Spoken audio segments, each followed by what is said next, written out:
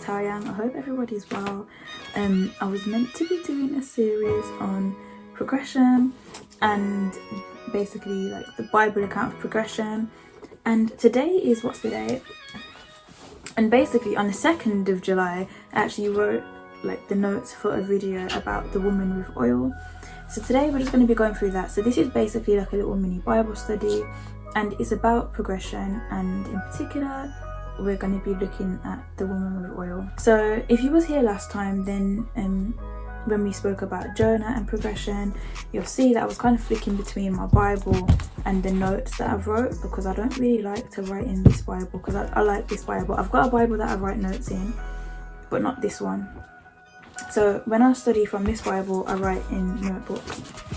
So the woman with oil can be found in 2 Kings chapter 4. And I wrote a note in regards to this story, and it says, get out of being stuck, because I feel like that's what this woman did. I feel like she was in a place that many could consider as being stuck, and she got herself out with the help of God, which is obviously crucial. And obviously a lot of people can get stuck in certain places, so if you do want to progress, I guess this is something that is worth actually paying attention to. Your servant, my husband, is dead, and you know that your servant feared the Lord, and the creditor is coming to take my 2 sons to be his slaves. Tell me, what do you have in the house? And she says, your maidservant has nothing in the house but a jar of oil. So my first note on this section was, the key here is, first of all, when somebody is getting advice in the Bible, it's so clear and obvious that that is advice that we should be taking on board ourselves. So my voice is going because I've just actually recorded another video. But yeah, if the initial advice and response to her was a question of what does she have in her house, that's what we should be considering if we're in a stuck place. What do we have in our house? What do we have in our possession? If you don't have a house, what have you got in your possession? Even if it's not tangible. Verse 3, then he says, go borrow vessels from everywhere, from all your neighbours, empty vessels, do not gather just a few. And when you have come in, you shall shut the door behind you and your sons, then pour into those vessels and set aside the full ones. 5. So she went from him and shut the door behind her and her sons, who brought the vessels to her, and she poured it out.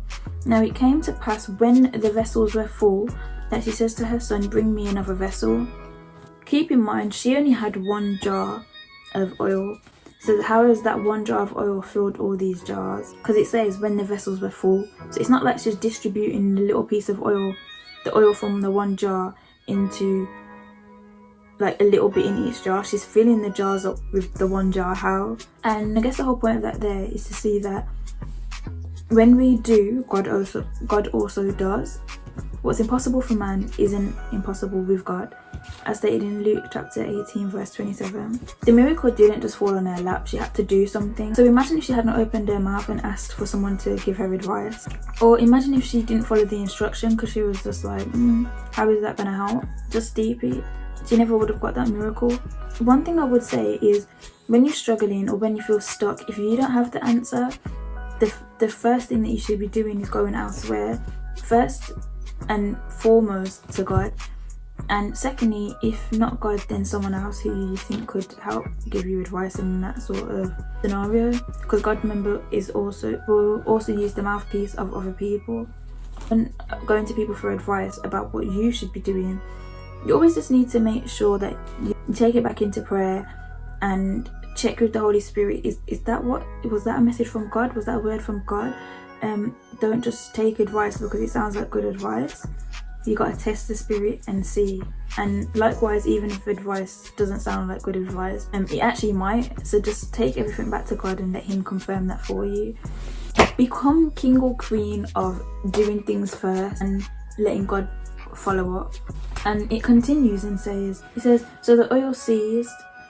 Then she came and told the man of God, and he says, go sell the oil and pay your debt, and you and your sons live on the rest.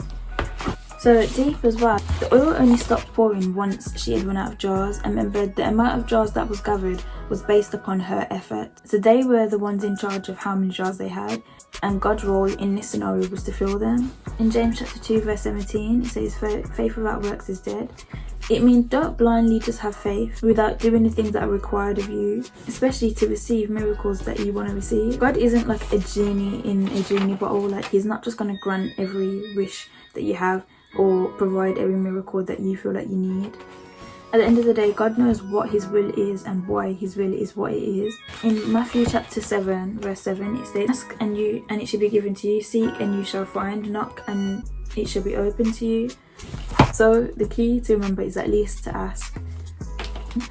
Another thing I guess I wanted to say as well is that, don't get me wrong, while the Bible is like a template of how to, you know, go about life and the principalities to live by, we have to have a relationship with God. Like, we can't just, you know, do the principles and want things to work for us. We owe it to God to have a relationship with him, and that's not one way. God won't force himself on us to have a relationship with us. You have to do the work to establish that relationship. Or in order to have any relationship, you have to water it in order for it to flourish. Talking to God like enables him to actually answer our questions. So open your mouth, like open your mouth. If you have something you're not sure about, open your mouth. If you have something you're struggling with, open your mouth. Pray about the things that you feel like maybe you shouldn't talk to God about. They're the things that you need to talk to God about the most. Things you're unsure about or confused about are the things that you need to speak to God about the most. So yeah, just bear that in mind. There's so much more I could have said in regards to this Bible verse, and yeah, you never know, I might even touch on it again at some point. But I just wanted to drop a quick video in regards to progression and the woman with oil. As usual, like, comment, share, subscribe, press the bell. The next Bible study regarding progression will be dropping soon. Thank you.